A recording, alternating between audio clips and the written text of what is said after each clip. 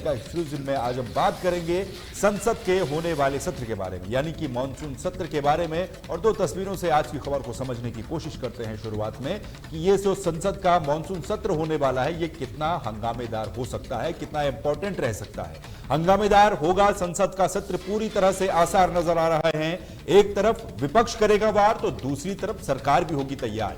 जी हां, राहुल गांधी, मल्लिकार्जुन खड़गे, तमाम विपक्ष के नेता मीटिंग पर मीटिंग करे जा रहे हैं और उस मीटिंग में यह डिसाइड किया जा रहा है कि किस तरीके से स्ट्रेटजी अपना करके केंद्र सरकार को घेरने का काम इस मॉनसून सत्र में किया जाएगा। तो वहीं दूसरी तरफ सरकार भी अपनी तरफ से कुछ तैयारियां कर रही है।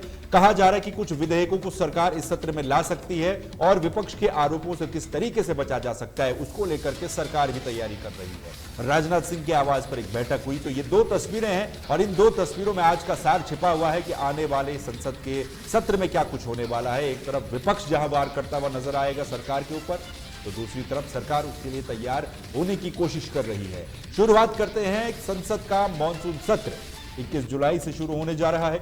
इसे लेकर के सभी पार्टियां अपनी अपनी रणनीति बनाने में जुटी हुई हैं। अब इसी कड़ी में भाजपा नेताओं ने रक्षा मंत्री राजनाथ सिंह के आवास पर आगामी सत्र को लेकर के मंथन किया, चिंतन किया और तमाम मुद्दों पर चर्चा की। रक्षा मंत्री राजनाथ सिंह के आवास पर भाजपा नेताओं ने एक रणनीतिक बैठक आयोजित की, जिसमें केंद्रीय मंत्री अमित शाह, पीयूष गोयल, किरेन रिजिजू, मनोहर लाल खट्टर, जेपी नड्डा, एल मुरुगन, अर्जुन राम मेघवाल और CR पाटिल समेत कई नेता मौजूद हुए। इस दौरान पार्टी नेतृत्व ने आगामी संसद सत्र से संबंधित कई मुद्दों पर चर्चा की। आपको यह भी बता दें कि संसद का मॉनसून सत्र 21 जुलाई से शुरू होकर 21 अगस्त तक चलेगा, जबकि स्वतंत्रता दिवस समारोह को ध्यान में रखते हुए 13 और 14 अगस्त को कोई भी बैठक नहीं होगी। कई मुद्दों पर सरकार ने रणनीति बनाई है। रविवार को होने वाली क्योंकि ये पारंपरिक सर्वदलीय बैठक है, इसके साथ ही माना जा रहा है कि मंत्री समूह ने बिहार में मतदाता सूची के विशेष गहन पुनरीक्षण यानी कि SIR, पहलगाम हमले और ऑपरेशन सिंदूर सहित कई मुद्दों पर विपक्ष द्वारा उठाए जा रहे हंगामे के बीच जो प्रासंगिक मुद्दे हैं उन पर सरकार के रुख पर रणनीति बनाई है। इस बैठक के एजेंडे पर कोई आधिकारिक टिप्पणी नहीं की गई है। मॉनसून सत्र के हंगामेदार रहने के आसार पूरी तरह से नजर आ रहे हैं। आपको अब बताते हैं कि विपक्ष वो कौन कौन से मुद्दे हो सकते हैं जिन पर विपक्ष सरकार को घेरने की कोशिश करेगा।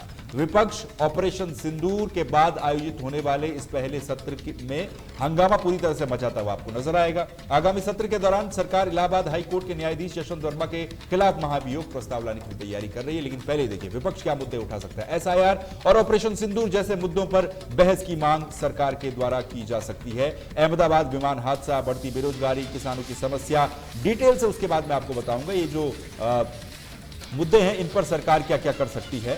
तो जो प्रमुख मुद्दे मैं आपको बता रहा हूं, बिहार में मतदाता सूची का पुनरीक्षण यानी कि SIR। कांग्रेस ने बिहार विधानसभा चुनाव से पहले चुनाव आयोग के द्वारा मतदाता सूची के विशेष पुनरीक्षण पर सवाल उठाए और इस मुद्दे को सत्र में प्रमुखता के साथ उठाने की बात भी कही है। उनका आरोप है कि इससे एक बड़े वर्ग के मतदाता अपने मताधिकार से वंचित हो सकते हैं। ऑपरेशन सिंदूर में कथित रूप से जो खामियां विपक्ष के द्वारा गिनाई गई, भारतीय सेना के द्वारा पाकिस्तान में आतंकी ठिकानों पर किए गए ऑपरेशन सिंदूर को लेकर विपक्ष सरकार से जवाब मांगेगा। पहलगाम में हुए आतंकी हमले के जवाब में की गई इस कार्रवाई में कथित सुरक्षा चूक की सरकार पर जो आरोप लगाए गए हैं उस पर प्रतिक्रिया मांगी जा सकती है। कुछ और मुद्दे हैं जो विपक्ष उठा सकता है। अमेरिकी शुल्क और डोनाल्ड ट्रंप की मध्यस्थता का दावा। अमेरिका के राष्ट्रपति डोनाल्ड ट्रंप के भारत और पाकिस्तान के बीच मध्यस्थता करने के दावे पर विपक्ष सरकार को घेरेगा, पूरी की पूरी उम्मीद है। ट्रंप ने परमाणु युद्ध को टालने के लिए मध्यस्थता का दावा किया था, हालांकि भारत सरकार ने इसे गलत बताया। विपक्ष ये जानना चाहेगा कि सरकार ने इस पर क्या रुख अपनाया है। यह बात भी संसद के सत्र में उठेगी। अहमदाबाद विमान हादसा, इस हवाई दुर्घटना की जांच और विमानन सुरक्षा को लेकर सरकार की जवाबदेही तय करने की मांग विपक्ष उठाएगा। बढ़ती बेरोजगारी, युवा वर्ग के भविष्य और रोजगार संकट पर सरकार को घेरने का काम विपक्ष के द्वारा किया जाएगा।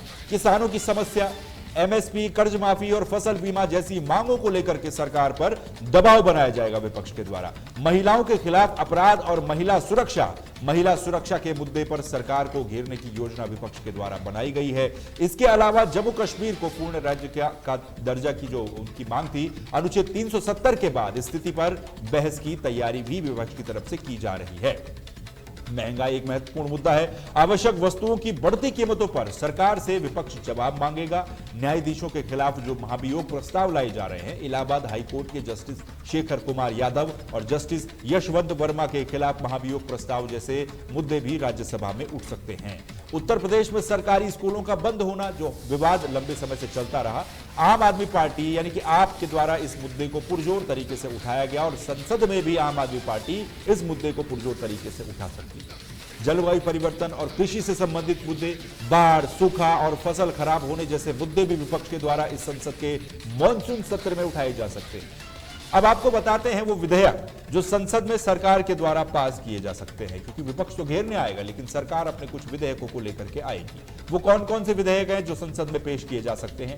संसद में सरकार मणिपुर वस्तु एवं सेवा कर संशोधन विधेयक 2025, जन विश्वास प्रावधानों में संशोधन विधेयक 2025, भारतीय संस्थान प्रबंधन संशोधन विधेयक 2025, कराधान विधि संशोधन विधेयक 2025, भू विरासत स्थल एवं भू अवशेष संरक्षण एवं रखरखाव विधेयक 2025, खान एवं खान विकास एवं विनियम संशोधन विधेयक 2025, राष्ट्रीय खेल प्रशासन विधेयक 2025 और राष्ट्रीय डोपिंग रोधी संशोधन विधेयक 2025 को लोकसभा में पेश और पारित सरकार करा सकती है। साथ ही गोवा राज्य के विधानसभा क्षेत्र में अनुसूचित जातियों के लिए प्रतिनिधित्व का पुनर्समायोजन विधेयक 2024, मर्चेंट शिपिंग विधेयक 2024, भारतीय बंदरगाह विधेयक 2025 और आयकर विधेयक 2025 को भी लोकसभा में पारित किए जाने की उम्मीद जताई जा रही है। संसद के बजट सत्र में कितना काम हुआ, क्योंकि जो बजट सत्र हुआ उसका भी लेखा जोखा देखना बहुत ज्यादा जरूरी है। आपको बता दें कि संसद में अप्रैल के महीने में खत्म हुए संसद के बजट सत्र के दौरान लोकसभा की प्रोडक्टिविटी लगभग 18% की रही। संसदीय कार्य मंत्री किरेन रिजिजू के मुताबिक राज्यसभा में भी भरपूर कामकाज हुआ और इस सदन की एक तरीके से प्रोडक्टिविटी उत्पादकता 119% रही। संसद के दोनों सदनों में 16 विधेयक पारित किए गए। ये मैं बजट सत्र की बात कर रहा हूं। इस सत्र के दौरान काफी हंगामा भी हुआ था, लेकिन संयुक्त संसदीय समिति यानी कि ज्वाइंट पार्लियामेंट्री कमेटी जेपीसी की रिपोर्ट प्रस्तुत किए जाने के बाद वक्फ संशोधन विधेयक 2025 पारित किया गया था। ये जो स्थिति थी वो लोकसभा के संसद के बजट सत्र की मैंने बात आपको बताई और आने वाले समय में किस तरह से स्थितियां हो सकती हैं, कौन कौन से विधेयक हैं जो सरकार ला सकती है, जिनको सरकार पास और पारित दोनों करवा सकती है, और कौन कौन से वो मुद्दे हैं जिन पर सरकार को घेरने की कोशिश विपक्ष के द्वारा भरपूर तरीके से की जाएगी।